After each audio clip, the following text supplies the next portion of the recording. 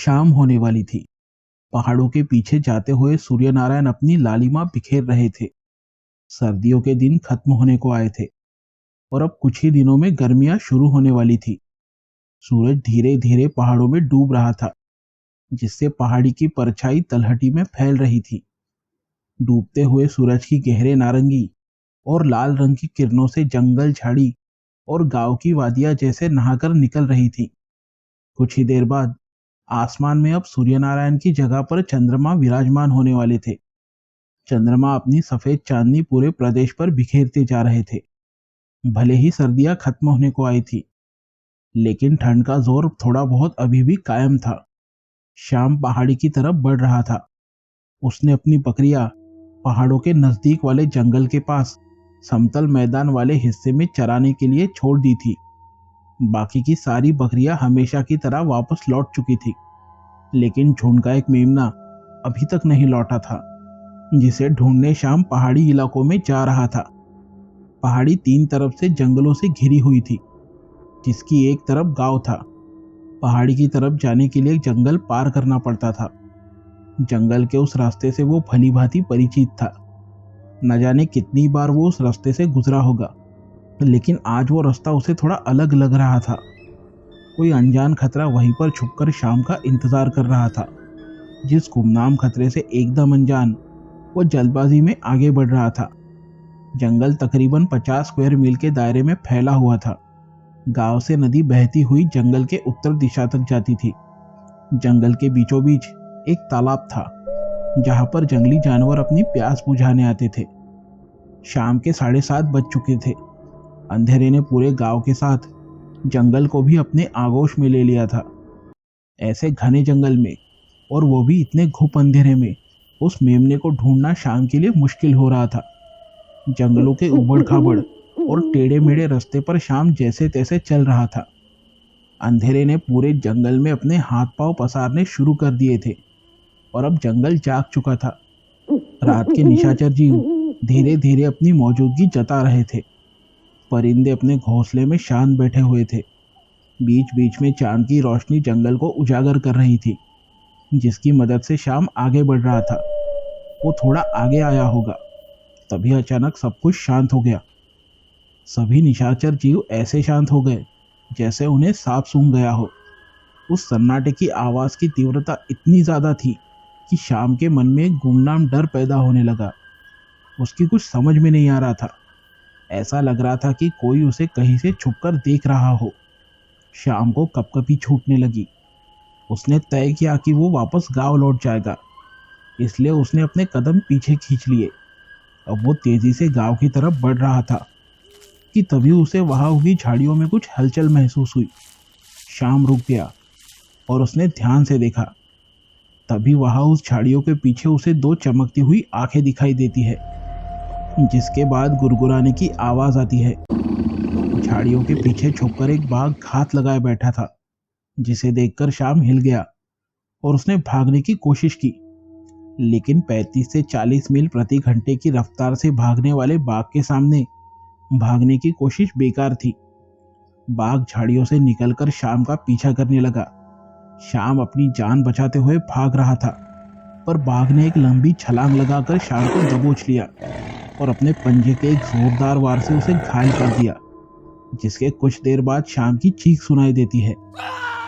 इस तरफ गांव में अब 8 बज चुके थे, लेकिन अभी तक शाम घर नहीं लौटा था, इसलिए उसके घर वाले परेशान हो रहे थे। उसके पिता, बड़ा भाई और पड़ोस के कुछ गांव वाले मिलकर उसे हर जगह ढूंढने लगे, पर शाम का कहीं अता पता नहीं था। तब किसी ने बताया कि शाम जंगल की तरफ गया था, इसलिए सभी लोग जंगल की तरफ निकल पड़े। जंगल में घना अंधेरा छाया हुआ था, इसलिए किसी के हाथ में लालटेन थी तो किसी के हाथ में मशाल। सभी लोग 3-4 के गुट बनाकर शाम को चारों तरफ ढूंढ रहे थे, उसे आवाज लगा रहे थे। तभी उन लोगों में से एक आदमी को जंगल में एक जगह पर किसी का कटा हुआ हाथ दिखाई देता है। वो आदमी सभी को आवाज लगाकर बुलाता है। शाम के पिता ने लालटेन की रोशनी में उस हाथ को देखा और वो समझ गए कि ये शाम है, क्योंकि हाथ पर शाम ने अपना नाम गुदवा रखा था। लोगों ने आसपास देखा तो कुछ ही दूरी पर शाम की कटी फटी हुई लाश मिली, जिसे देखने से साफ पता चल रहा था कि ये किसी जानवर का हमला था। शाम की मौत से उसके परिवार को बहुत बड़ा धक्का लगा था। अगले दिन उसके परिवार ने मिलकर शाम का अंतिम संस्कार किया। गांव के सभी लोग शाम के परिवार के दुख में शामिल थे। इस घटना को 2 दिन बीत गए।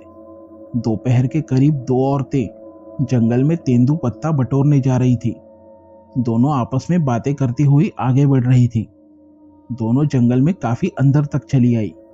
जंगल के अंदर पहुंचकर दोनों तेंदू पत्ता इकट्ठा करने में मसरूफ थी। तभी एक औरत को दूर कहीं पर कुछ हलचल महसूस होती है। उसने अपनी आंखों पर जोर देते हुए दूर तक देखने की कोशिश की, लेकिन इंसानी आंखों की मर्यादा उसके आड़े आ गई। उसे लगा कि ये उसका वहम होगा, इसलिए वो फिर से अपने काम में व्यस्त हो गई। तभी अचानक उसे किसी जानवर के गुरगुराने की आवाज आती है। उसने डरते हुए पीछे मुड़कर देखा तो डर के मारे उसके हाथ से इकट्ठा किए हुए सारे पत्ते नीचे गिर गए। उसके सामने वही बाघ खड़ा था। वो औरत भागना चाहती थी, लेकिन बाघ ने उसे ये मौका भी नहीं दिया और एक ही झटके में उसका काम तमाम कर दिया।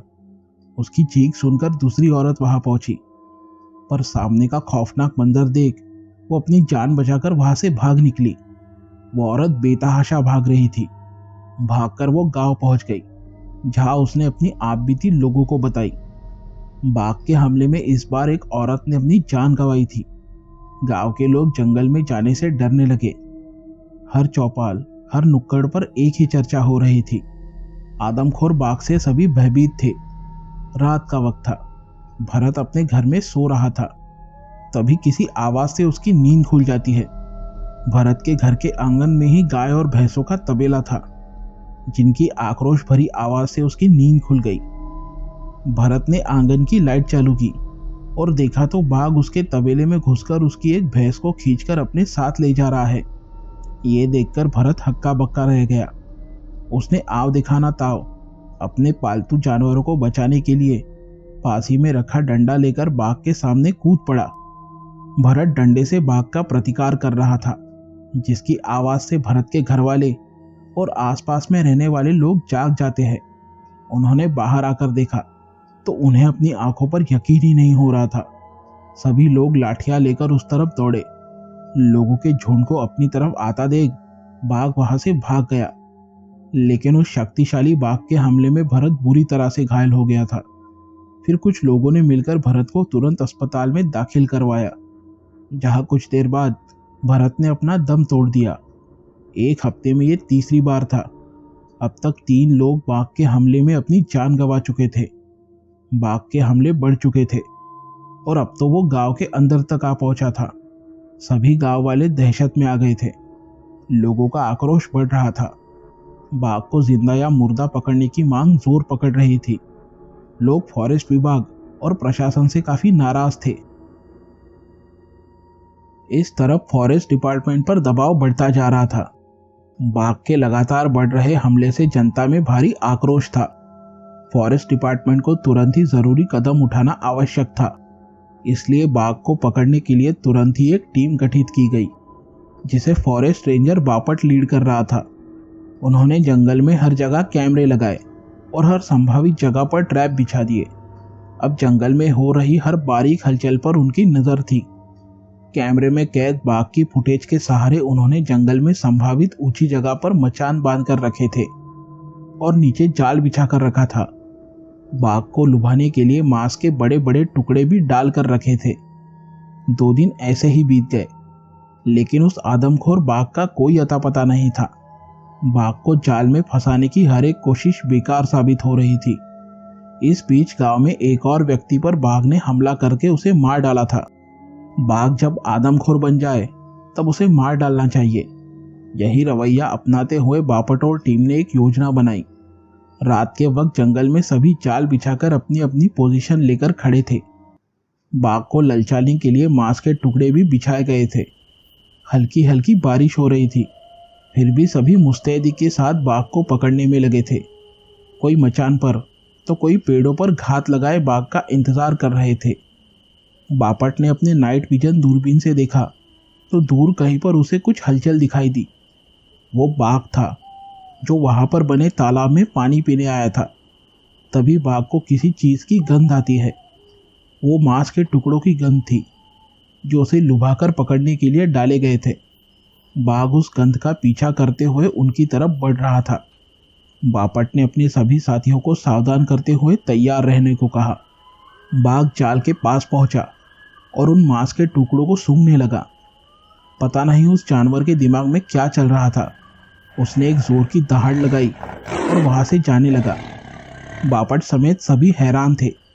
उसने गोली चलाने के आदेश दिए। सभी निशाना लगाकर गोलियां चला रहे थे, लेकिन चालाक जानवर बचते हुए जंगल में कहीं गुम हो गया। उसके जाते ही बापट और टीम मचान और पेड़ों से नीचे उतरे। उन्हें कुछ समझ में नहीं आया। जानवर और खास तौर पर बाघ ऐसे पेश नहीं आते। दरअसल वो काफ़ी प्रेडिक्टेबल होते हैं, पर इस बाघ के साथ ज़रूर कुछ गड़बड़ थी। वे सभी जाल समेटने में लगे हुए थे और जब सारे रेंजर्स असतर्क थे, तैयार नहीं थे, इतने में पीछे से आकर बिना कोई आवाज़ किए बाघ ने उन पर हमला कर दिया। अचानक हुए इस हमले से सभी हक्के बक्के रह गए। वो सभी अपनी बंदूकें तानकर उस जानवर पर गोलियां चला रहे थे, लेकिन बाघ अब काफ़ी बलशाली और खूंखार बन चुका था। उसने सभी को घायल कर दिया और अपने नुकीले दांतों से बापट की गर्दन को पकड़ते हुए उसे खींचकर अपने साथ ले गया। बापट मारा गया। अगले दिन उसकी लाश काफ़ी बुरी हालत में मिली। उसके सभी साथी भी बुरी तरह से घायल थे। इस तरह के हालात इससे पहले कभी पैदा नहीं हुए थे। बाघ इतना ज़्यादा खूंखार बन जाएगा, ये किसी ने नहीं सोचा था। अब फॉरेस्ट डिपार्टमेंट को कुछ अलग कदम उठाने की ज़रूरत थी। कामत सुबह सुबह अपने घर में बैठकर चाय पीते हुए पेपर पढ़ रहा था, जिसमें बाघ के हमले की खबर आई थी। वो खबर पढ़ ही रहा था कि तभी उसका फोन बजा। उसके वरिष्ठ अधिकारी पाठक ने उसे तुरंत रिपोर्ट करने को कहा। कामत जल्दी से तैयार होकर ऑफिस पहुंचा। पाठक कबर्ड के पास खड़ा एक फाइल चेक कर रहा था। तभी कामत अंदर आया। उसे बैठने के लिए कहकर पाठक ने उसके सामने एक फाइल रखते हुए कहा, तुम्हें अब तक तो पता चल ही गया होगा कि बापट मारा गया। आदमखोर बाघ का केस अब तुम्हें सौंपा जा रहा है, क्योंकि तुम मेरे बेस्ट ऑफिसर में से एक हो। मुझे जल्द ही नतीजे चाहिए। कामत ने पूरी फाइल पढ़ी और कहा, सर, जहाँ तक मुझे पता है, बाघ या फिर कोई भी जंगली जानवर यूं ही किसी पर हमला नहीं करते। अमूमन शिकार करने के लिए, अपनी जान बचाने या फिर केवल उकसाने पर ही हमला करते हैं। इसके पीछे कोई ना कोई वजह तो जरूर होगी। पाठक अपनी कुर्सी पर बैठते हुए कहता है, इसकी कई वजह हो सकती है और एक वजह हम इंसान भी है। जंगल जंगली जानवरों का प्राकृतिक अधिवास है, उनका घर है, लेकिन इंसानों ने यहाँ भी घुसपैठ करते हुए जंगलों को काटा। जंगल कम होते गए। अंधाधुन और गैर कानूनी तरीके से शिकार भी हुए, जिसका असर फूड चेन पर हुआ। जंगलों में शिकार कम होने से या ना मिलने से जंगली जानवर गांव शहरों की तरफ आने लगे, और अब तो आलम यह है कि ये जानवर इंसानों पर हमला करने लगे हैं। कामत कुछ सोचते हुए कहता है, लेकिन सर, अक्सर ये जंगली जानवर ज़्यादातर पालतू जानवरों को अपना शिकार बनाते हैं और ज़रूरत पड़ने पर ही इंसानों पर हमला करते हैं। पाठक सहमत होते हुए कहता है, सही कहा तुमने, ये मामला कुछ अलग है। ये बाघ आदमखोर बना तो क्यों, इसके पीछे क्या कारण है, ये जानना ज़रूरी है। लेकिन हमारे पास ज़्यादा वक्त नहीं है। जल्दी से इस आदमखोर का बंदोबस्त करो। पाठक से आदेश मिलते ही कामत उस गांव जहां पहुंचा। वहां जाकर उसने पूरी कमान संभाल ली। कामत के बारे में ये बात मशहूर थी कि उसका निशाना एकदम अचूक था। कठिन परिस्थितियों में भी उसने दिमाग को शांत रखते हुए कई मुश्किल कामों को अंजाम दिया था। वहां का चार्ज संभालते ही उसने आदमखोर बाघ से संबंधित सारी जानकारी हासिल की। उसका मानना था कि जानना ही आधी जंग जीतना होता है, जिसके लिए वो उन सारे घायल रेंजर्स से जाकर मिलता है जो उस जानवर को पकड़ने में बापट के साथ थे। उसने सभी सीसीटीवी फुटेज मंगवाए जो जंगल में उस बाघ को ढूंढने के लिए लगाए थे। कामत अपने जूनियर देसाई के साथ वो फुटेज देख रहा था कि तभी उसे उस फुटेज में कुछ ऐसा दिखाई दिया जिससे वो चौंक गया। उसका शक यकीन में बदलता जा रहा था और शायद उसे बाघ के आदमखोर बनने की वजह भी समझ में आ गई थी। उसने देसाई को उस वीडियो को पॉज करते हुए जूम करने के लिए कहा। कामत ध्यान से देखते हुए कहता है, दैट्स इट, तो ये है असली वजह। देसाई ने वीडियो को ध्यान से देखते हुए पूछा, क्या हुआ सर, आपको ऐसा क्या पता चल गया? कामत कहता है, ध्यान से देखो देसाई, इस बाघ के पीठ के नीचे के हिस्से को देखो। देसाई ने ध्यान से देखते हुए कहा, ये बाघ तो जख्मी है, लेकिन इससे क्या साबित होता है? कामत उसे समझाते हुए कहता है, ठीक से देखो देसाई, ऐसा लगता है कि किसी ने इस बाघ का शिकार करने के लिए इस पर गोली चलाई होगी, जो इस बाघ के पीठ के निचले हिस्से को चाटते हुए इसके पुट्ठे को छूकर निकल गई। जब इंसानों को चोट लगती है तब वे डॉक्टर के पास जाकर अपना इलाज करवा सकते हैं, लेकिन ये जंगली जानवर ऐसा नहीं कर सकते, इसलिए कुदरत ने इसका भी इंतजाम कर रखा है। आमतौर पर ये जानवर अपने जख्मों को चाट कर साफ करते हैं, जिससे इनके जख्म जल्दी भर जाते हैं, लेकिन हालांकि ये जख्म इसके शरीर के पिछले वाले हिस्से में हुए हैं, इसलिए ये इन जख्मों को चाटकर साफ नहीं कर पाया, जिससे ये बौखला गया। इसी बौखलाहट और पागलपन में इसने अपना पहला हमला किसी इंसान पर किया, और इसी तरह से ये बाघ आदमखोर बन गया। इसके मुंह को इंसानी खून लग चुका है, अब ये रुकेगा नहीं। इसका जख्म दिन ब दिन नासूर बनता जाएगा, जिससे इसका पागलपन बढ़ता जाएगा। हमें इसे जल्दी रोकना होगा देसाई। सबसे पहले हमें एक टीम बनानी होगी, जिसमें मैं, तुम और 2 ऐसे रेंजर्स होंगे जो इस जंगल का चप्पा चप्पा जानते हो और जिनका निशाना कमाल का हो। और एक ज़रूरी बात, जितने भी अवैध रूप से शिकार करने वाले शिकारी हैं जिन्होंने इस बाघ को घायल किया है, उन्हें ढूंढो और पकड़ो, उन्हें सज़ा मिलनी चाहिए। कामत की अगुवाई में फॉरेस्ट डिपार्टमेंट अब एक्शन मोड में आ गया था। उन्होंने कई ऐसे अवैध शिकार करने वालों को पकड़ा, जिनमें से 2 शिकारी वही थे जिन्होंने उस बाघ का शिकार करने के इरादे से उस पर गोली चलाई, लेकिन निशाना चूकने से वो गोली उस बाघ के शरीर को छूकर निकल गई, जिससे वो जख्मी हो गया, जिसका खामियाजा बाकी के निर्दोष लोगों को भुगतना पड़ा था। कामत उन्हें कड़ी सजा दिलाने वाला था, पर उससे पहले उस बाघ को रोकना जरूरी था, जिसके लिए कामत और टीम काम पर लग गए। कामत ने अपनी पूरी तैयारी कर ली थी। उसने अपने काम करने का दायरा तय किया। लॉन्ग रेंज राइफल और 9mm पिस्टल से लेस टीम के सभी लोग अब पूरी तरह तैयार थे। कामत और देसाई ने जंगल में बाघ के पैरों के निशानों का बारीकी से निरीक्षण किया। बाघ कहाँ से आता जाता होगा, इस बात का वो अनुमान लगाने लगे। उसके छुपने की हर संभावित जगह को कामत ने खंगाल डाला। जंगल में मौजूद तालाब और जंगल से गांव आने के सभी संभावित रास्ते पर उन्होंने जाल बिछाया और पेड़ों पर नाइट विजन वाले कैमरे लगाए। कामत ये अच्छी तरह जानता था कि बाघ गांव की तरफ जरूर आएगा, और वो भी रात के वक्त। इसलिए कामत ने सभी गांव वालों को हिदायत दी कि रात में कोई अपने घर से बाहर ना निकले। अब रात हो चुकी थी। कामत और उसकी पूरी टीम अपनी अपनी पोजीशन में बिल्कुल तैयार थे। सीसीटीवी मॉनिटर रूम से उन्हें लगातार अपडेट मिल रही थी। जंगल में मौजूद तालाब के पास लगे हुए एक कैमरे में बाघ कैद हो गया था।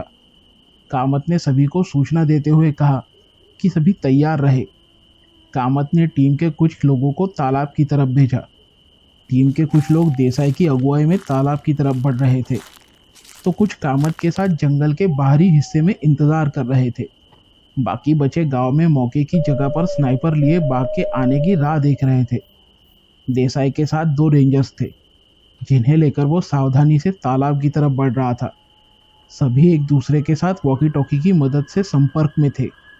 इंतजार करते हुए 2 घंटे बीत गए, लेकिन अभी तक उस आदमखोर बाघ का कहीं अता पता नहीं था। तभी कामत को दूर कहीं से गोलियां चलने की आवाज़ आती है, जिसके तुरंत बाद उसे चीख सुनाई देती है। आवाज़ें जंगल के अंदर की तरफ से आई थी। कामत ने वॉकी टॉकी से देसाई से संपर्क करने की कोशिश की, लेकिन उसका कोई जवाब नहीं आ रहा था। कामत समझ गया कि वहाँ ज़रूर कुछ गड़बड़ है। कामत ने जंगल के अंदर जाने का फैसला किया। अपने 2 साथियों को लेकर वो सावधानी से जंगल में आगे बढ़ रहा था। कुछ दूर जाने पर उसे किसी के कराहने की आवाज़ आती है। कामत ने टॉर्च की रोशनी में देखा तो वो देसाई था, जो बुरी तरह से घायल हो चुका था, लेकिन आसपास कहीं बाकी के टीम के लोग दिखाई नहीं दे रहे थे।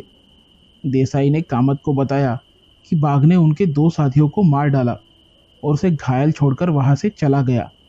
कामत को ये बात बड़ी अजीब लगी कि उस आदमखोर ने देसाई को कैसे छोड़ दिया। कामत को कुछ गड़बड़ लग रही थी। उसे किसी बात पर शक हो रहा था और जल्द ही उसका शक दूर हो गया, क्योंकि अचानक बाघ ने उन पर हमला कर दिया, जिसके जवाब में कामत ने उस पर गोलियां भी चलाई। इस मुठभेड़ में बाघ भी घायल हो चुका था, जिसके साथ कामत और उसके 2 साथियों को भी हल्की चोटें आई थी। बाघ वहां से भागकर अंधेरे में कहीं गुम हो गया। कामत ने जितना सोचा था, ये बाघ उससे भी ज़्यादा चालाक निकला। उस जानवर ने देसाई का चारे की तरह इस्तेमाल किया। कामत काफ़ी हैरान था, क्योंकि उसके आज तक की सर्विस में उसने ऐसा अनुभव कभी नहीं किया था। एक बाघ बहुत ही मंझा हुआ शिकारी होता है, ये तो वो जानता था, लेकिन इस तरह के हमले की बारीकियों की उम्मीद उसे एक जानवर से कतई नहीं थी। अब इस आदमखोर को खत्म करना ज़रूरी बन चुका था। कामत इतना जानता था कि बाघ भी घायल हो चुका है, इसलिए वो ज़्यादा दूर नहीं गया होगा, लेकिन वो कहाँ छुपा होगा ये जानना ज़रूरी था। तभी उसे संदेश प्राप्त होता है कि बाघ गांव में घुस चुका है। कामत तुरंत गांव की तरफ बढ़ा। इस तरफ गांव में बाघ धीरे धीरे आगे बढ़ रहा था। घायल होने की वजह से वो भी करा रहा था, इसलिए उसे कहीं छिपने की ज़रूरत थी। गांव की बिजली गुल हो गई थी, हर तरफ अंधेरा छाया हुआ था। तभी सामने उसे कुछ दिखता है। गर्मियों के दिन थे और ऊपर से बत्ती गुल थी, इसलिए हवा के आवन जावन के लिए किसी ने घर की खिड़की खुली रखी थी। बाघ छलांग लगाते हुए वहां घुस गया। उस घर में एक औरत अपने 1 साल के बच्चे के साथ सो रही थी। तभी किसी आवाज़ से उसकी नींद खुल जाती है। वो आवाज़ बाघ के कराहने की थी। अंदर बस एक मोमबत्ती जल रही थी। मोमबत्ती की मध्यम रोशनी में उस औरत ने देखा तो उसकी खटिया के नीचे उसे उस बाघ की हिलती हुई पूंछ नजर आई। वो औरत डर गई। उसके हलक से आवाज ही नहीं निकल रही थी। उसने आव दिखाना ताव, वो जल्दी से भागकर बाहर आ गई। उसकी चीखने से आसपास के लोग जाग गए और वो भी अपने अपने घरों से बाहर आ गए। वो औरत भागकर बाहर तो आ गई, लेकिन इस दौरान वो ये भूल गई कि उसका 1 साल का बच्चा अभी भी अंदर है। वो औरत दहाड़े मारकर रोने लगी और अंदर जाने की कोशिश करने लगी, लेकिन गांव की औरतों ने उसे रोक रखा था। उसे अपने बच्चे की चिंता खाए जा रही थी। तभी कामत वहां आ पहुंचा। लोगों ने उसे परिस्थिति से अवगत कराया। कामत जानता था कि भले ही वो बाघ घायल है, लेकिन अभी भी वो इतना ताकतवर और खूंखार है कि उसका एक गलत कदम बच्चे की जान पर बन सकता है। सभी गांव वाले हाथ में लाठियां और मशाल लेकर जमा हो गए, लेकिन कामत ने सभी को शांत रहने के लिए कहा, क्योंकि तेज आवाज उस आदमखोर को विचलित कर सकती है, जिससे पता नहीं वो क्या कर बैठे। कामत सीधे दरवाजे से नहीं जा सकता था, इसलिए वो खिड़की से अंदर घुसता है। अंदर आकर उसने मोमबत्ती के मध्यम प्रकाश में देखा कि बच्चा सो रहा है और बाघ खटिया के नीचे बैठा हुआ है। कामत के हाथ में 9 mm गन थी। कामत को वहां देख बाघ को गुस्सा आ गया। उसने खटिये से बाहर आकर एक जोर की दहाड़ लगाई। एक तरफ आदमखोर बाघ, बीच में सो रहा बच्चा, तो दूसरी तरफ कामत बंदूक लिए खड़ा था। कामत की एक गलती और सब कुछ तबाह हो सकता था। बाघ ने कामत की ओर छलांग लगाई। कामत ने बंदूक उठाई और निशाना लगाया। अब या तो बाघ बचने वाला था या कामत। एक इंसान, एक जानवर, दोनों शिकारी, एक दूसरे के दुश्मन। गलती की कोई गुंजाइश नहीं थी। कामत ने गोली चलाई। गोली जैसे ही बंदूक से निकली, उसकी आवाज से मोमबत्ती की लौ बुझ गई और अंधेरा हो गया। थोड़ी देर के लिए सब शांत हो गया। बाहर किसी को कुछ भी समझ में नहीं आ रहा था कि अंदर चल क्या रहा है। अंदर से बच्चे की रोने की आवाज आ रही थी। अंदर काफी अंधेरा था। कामत ने लाइटर जलाकर देखा तो उसके सामने बाघ बिना कोई हलचल किए नीचे पड़ा हुआ था। आदमखोर जानवर मारा जा चुका था। कामत ने बच्चे को उठाया और दरवाजे से बाहर आकर उसे उसकी मां को सौंप दिया। उस औरत ने अपने बच्चे को अपनी बाहों में भींच लिया। उसकी आंखों में आंसू थे। आदमखोर मारा गया है, ये बात जानकर सभी गांव वाले खुशी से झूम उठे। उन्होंने कामत को अपने कंधे पर उठा लिया। अब संकट टल चुका था।